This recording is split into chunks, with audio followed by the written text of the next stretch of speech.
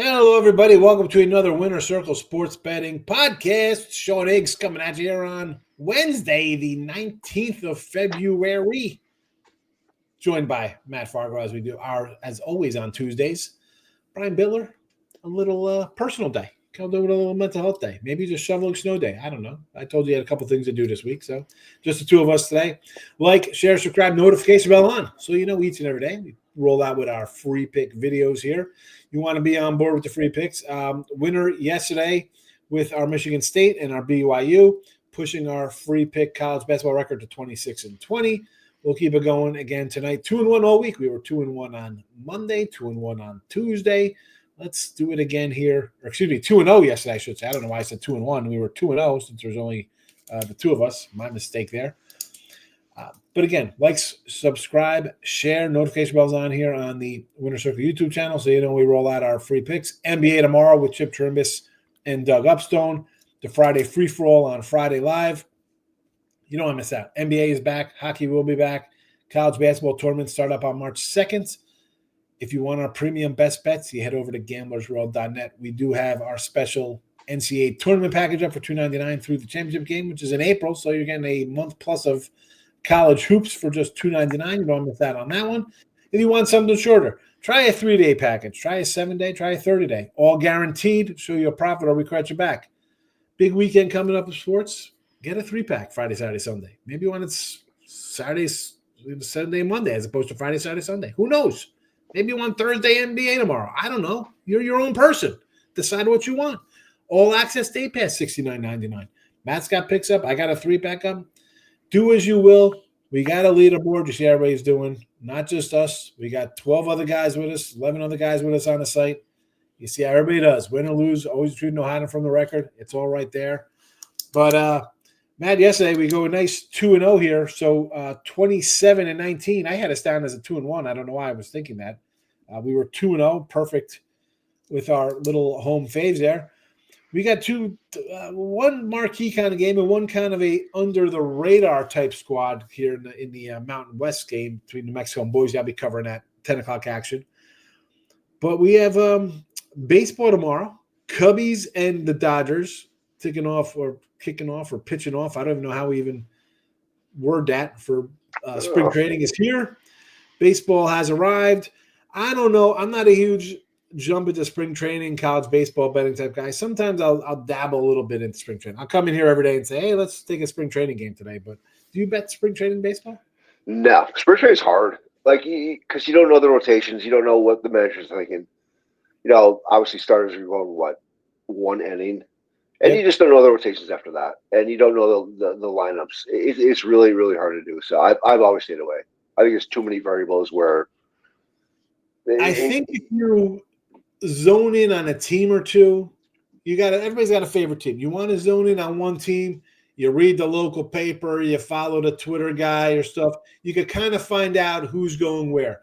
And we all know you're going on a road. It's the old split squad. You're going to have one veteran because nobody's getting on a bus to go bus ride for 2 hours. But it's an awful lot of work, and it's still a risky proposition. Digging in like, hey, nobody's going to play in this game. Yeah, well, they know that, and that's why Tampa Bay or the Pirates are laying 185 to the Dodgers today because it is a squad, So I'm with you. Sometimes I'll dabble and say, tomorrow, I'll definitely take the Cubs the first 2 games versus the Dodgers. I think everybody's going to bet the Dodgers preseason, regular season, postseason, just because of the Dodgers. Me, I will just be opposite of that thought process there. But I totally agree with that. Season guy, but I just figured I'd bring it up. We got a game tomorrow, and I just got you for today. No baseball today. Next week I'll have you. I'll pick your brain on your Blue Jays, but that's another show. Yeah, Vladdy, where's he getting traded to this year? Where's he going? I don't know. I don't know. Who do you think? I don't know. Seattle would have been the ideal landing spot. Right. You mentioned that earlier. Yeah. Seattle, dare I say it, the White Sox? Is that possible? This team needs to rebuild that, man. He would be the one. It's crazy how they are ready to give Soto, Ohtani $700-800 million, right? 6, 7, 800. You won't give Vladdy 400? I know. Like that's the going rate for a 27-year-old. I mean, like he's a pretty good player. I haven't read much into it, but from what I saw, they couldn't come to terms. Like, how far off were they? Like, is it that much where you can't buck up another 40 million? Wherever the numbers were, I'm not even sure, but I'm told Toronto has a lot of money. The ownership group. They do. Do they not read payrolls of what a guy who hits 30-something homers gets paid $30 million, minimum $30 million? Minimum. That's on the low end. That's a 32-year-old getting $32 million, like Pete Alonso. I mean, right. I would love to know what they offered Ohtani. I haven't seen any numbers on that. I would love to know what they try to give him. It must have been minuscule. Well, they said it was like $600-700 million for both of those guys. Who knows if it's true? They can say whatever they want after the fact, but I don't know. I'd be a little annoyed if I'm him. I'm like,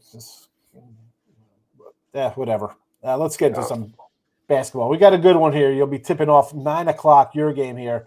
Alabama and Mizzou. This was a pick'em kind of game. Mizzou's up to a 1.5-point favorite. Total of 171. This has ticked up a little bit too as well. I'm not going to overthink things here for me. I kind of like Alabama. They lost to Auburn. I liked them at home. I thought, you know what? They're home. It's a pick'em. Winning on the road is difficult. I'll always say that. But the fact they score 85 points, they shoot 5 of 25 or whatever that they shot from three, 39% for the game, and still put up 85 points, they got 4 losses on the year. Every time they've lost, they lose to Purdue, they come back and crush Ohio State. They lose to whoever, they come back and beat North Carolina by 50. Every time they lose, they come back and win by double digits. Except for the Florida game, they won by 5 or 6 on the road against Florida, who's, I don't know, I think Florida's a pretty good team. Yeah. They've responded in kind off of losses. And again, I just can't get over the fact that you shoot so poorly and you still manage 85 points versus the best team. Let's be honest, Auburn's number 1, so they're quote-unquote the best team in the land. I'm going to take them here. Listen, Missouri's got a couple nice wins. They're fine. They're home. It's easy to say and in the old days, we'd probably take Missouri. But I think this is what we've seen the last few years with the ranked versus unranked, Matt, where this would probably – old days would have been a 3, maybe even a 3.5 Missouri over Alabama. But we get the total readjustment now based on higher ranked team at home, laying points. So now we see the 1s and 2s here. I don't care. I'm going to take Alabama. I'm kind of off that now because I think it's kind of baked into these new lines, and I lean Alabama. Bad performance. 85 points is a bad performance. I mean, that's just crazy talk. But your game, what do you think here? Yeah, I totally agree with you. When you say bad performance, it was a bad performance on defense. They give up 94, and that is unlike this team. They are, top 25 in defensive efficiency. So they play great on both ends. And like you brought up, on the road, they're 6-1 in quad 1 road games this year. Now, the first loss was against Purdue way back in November, and they won 6 straight. Granted, this would probably be their biggest test since Mississippi State, which they only won by 4. But this is a game they can definitely win. And I love the fact what Dennis Gates has done in Missouri. I mean, dude, how many conference games did they win last year? Mizzou, I don't know, 6? 0. They were 0 last year? 0. Okay. It's a huge turnaround. It's a huge turnaround. That being said, I think they're a little overvalued here because they're coming off 2 wins against Oklahoma, who has basically tanked recently, and Georgia, who is a bubble team. So they have that big win in Florida, which I do like, but at the same time, it's like this is a bad spot for them to get Alabama at this spot, coming off that loss against Auburn. That it was a rivalry game, and you can say, oh, it's a letdown for Alabama, but when you lose it, it's not a letdown. You want to come back firing, and I love Alabama in this spot. I had to look at this. They lost 19 in a row to end the season. Yeah. They beat Central Arkansas, and that was it. That was a wrap for the year in December. Yep. They went 0-18 in the conference, and they lost their SEC conference game. Tournament game. They beat Arkansas, Pine Bluff, SIU Edwardsville, Minnesota on the road. I guess that's a good win. I mean, they're a 2-point favorite. They won by 2. South Carolina State, Loyola, Maryland, and they won at Pitt as an underdog. Then they beat Wichita State. Wow, what a terrible – wow. Coach of the year for Missouri, I guess. Yeah. He deserves it, no doubt about it. You know, it's funny, like, you kind of move on. I'm not really – last year – who won the – UConn won last year, right? They're back to – I don't remember – you know what? It's like I don't remember those kind of things. I had to dig that up. You said that. I was like, I don't know. Are they a 5-win team? I thought South Carolina was the worst team in the land. Apparently they are. Holy cow. No, South Carolina is this year. They got hammered last night, right? Did you have them?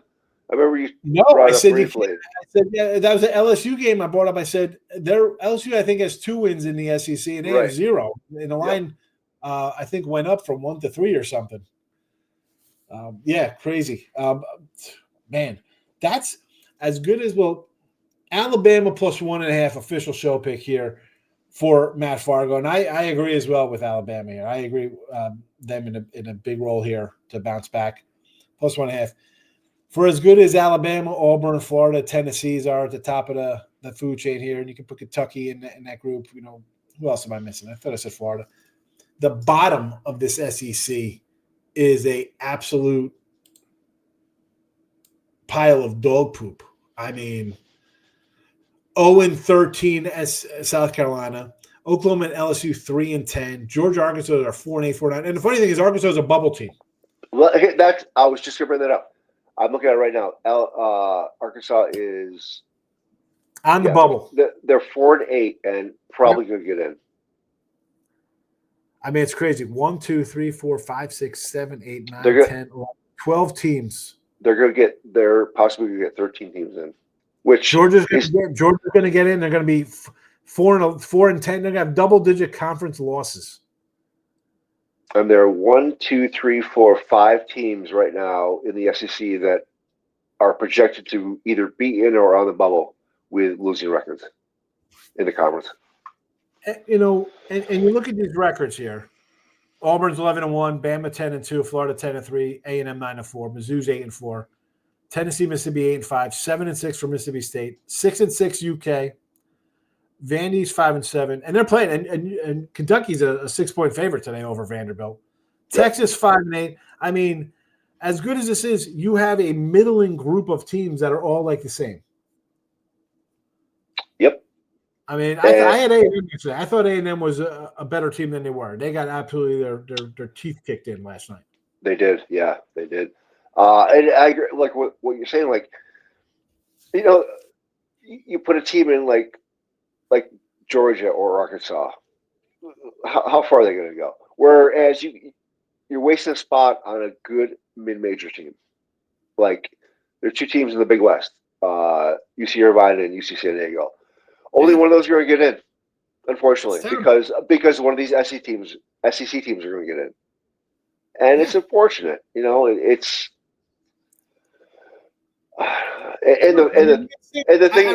maybe North Texas get in instead of Memphis. I mean, these are all one big kind of leagues. Yeah. The A-10. I mean, George Mason and VCU play. I think on Saturday. They're at 12-1 and 10-2. They both got 20 wins. One of these teams won't make the tournament because maybe they get clipped off by Loshai or some other team. Come on, man. But here we go. Let's get this 4-win team in here. Right. VCU's on the bubble right now on the outside because they're not in first place and they won't get in if they don't win the conference. That's terrible. Terrible. I don't, again, this is where we see all of these, power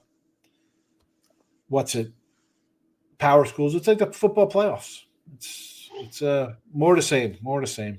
Yep. All right. Official pick here, Bama plus the 1.5 in Missouri. Bama plus 1.5. We both agree. Matt's game, I agree with him, though, on that game as well. Again, 2-0 yesterday with our picks here. 27-19 with the free picks. Get Matt's premiums at gamblersworld.net. Now, Mountain West. Here's a nice little conference we like. The teams should be multiple kind of bids. A lot of good teams. New Mexico catching now 4.5 from Boise. This was a 3. It was a 3.5. It was 4. I come in 15 minutes ago. It's up to 4.5 now. Total 152.5. This has actually gone up as well from a 150 spot. I'm going to tell you, Matt, initially it was like Boise for me, and I had Boise written down. I was taking Boise because it was 3. 4.5 now. I don't know if I get up to 4.5 because this is a team, again, I've seen home teams cover and win out. I mean, New Mexico beat these guys by 20 last month. They've won 8 in a row. We got 3 losses in 4 games for Boise here. Granted, 3 of those on the road. But to come in and tell me, now I got to start winning a little bit by margin here, kind of pulling away to win. Because 4.5 is 5, which means that am I going to be up 8 or 9 to ward off random threes at the end of the game and foul calling if I miss a shot to stay in this? I'm going to go over the total here. I'm going to go over the 152.5 because I think that's a little safer. Can Boise still win this one and cover? Yeah, it's possible. Do I think both teams are going to score here in the high 70s, get to an 80 clip? I'm going to go that route instead. I'm going to go over the 152.5. I think we see points here on the board. I know it's a tougher place to play, but New Mexico is the class of the Mountain West. I know San Diego State gets a lot of love there, but listen, New Mexico is a good team, very good team. Boise's, I hate saying struggled when you're losing on the road, but they have had trouble with the good teams. San Diego State just crushed them. So playing against the elite teams, they do have a little problems. I think New Mexico scores. Do they hang tough? I don't know. I'm going to play it safe. Over 152.5 is my official show pick. What do you think? Yeah, that's totally fine. I picking a side here is really hard, like you said. I liked Boise yesterday afternoon when it was, I think it was 3. Yeah. But the fact it's gone up to this much now, and yeah, you look at their home wins. They've been good, but I mean, San Jose State has been all right. Fresno State's garbage. Nevada is having a rough year. They've been so up and down. Wyoming and UNLV. So yeah, they're winning at home, but against pretty bad teams. Like you said, are they due for a rebound? They scored 47 points at San Diego State last game. They're gonna be way better. Yes. Tonight. 47. You're going to bounce back at home. Automatic improvement. But again, do they cover? You look at who they beat, and it's kind of like, you're beating the baddies. I don't know. Points for me. Points for me in the over 152.5. Boise, New Mexico. Alabama plus 1.5 versus Mizzou for me and Matt today. Again, these are the free picks. 2-0 yesterday, continuing our college basketball dominance. Why not? We're all, when Brian's here, we're all pretty good college basketball season cappers here on a whole. 27-19. It's carried over here to the free picks. If you want our premium action, head over to gamblersworld.net. Matt, what do you got on the site today for today? I have a big card today. I have 9 plays going. I love this card. 9. Proud of you. There you go. A lot of great situations going on tonight. I got 6. I got 6 up. 6 on the site. I put a 3-pack up. I just go with depending on how the lines are at night. I just put, because sometimes these a lot of things sometimes don't get added to the morning on some of the line feeds. So I add stuff as the day goes on there, but most likely I'm up at night. And again, the 3-pack was up. I'm all by myself now. How'd that happen? Why am I don't know. I don't do that one. Sorry about that. I was like, it's all right. What are you doing? No, I don't know. I don't need to hide that on my head. You always think center stage is fine. No, I'd rather just like small like this, or hey, that one's okay when there's 3 of us, but I like this one's better. I got a 3-pack up. Go get Matt multi-package day for him. So a all-inclusive $69.99 would be the best bet for Matt Fargo's premium today. Again, we're rolling along pretty good here in hoops, folks. So $27.19 with the freebies. Our best plays obviously posted at gamblersworld.net. Final call, Bama plus 1.5, Boise over 152.5. Tomorrow, Doug and Chip and I, NBA back in action. Nothing but action. The NBA off their All-Star break should be a doozy for me. You know, I'll be kicking their back end under the NBA, but that's it. Tune in tomorrow for an official Cubby Dodger spring training pick. Good luck, everybody. Bye-bye.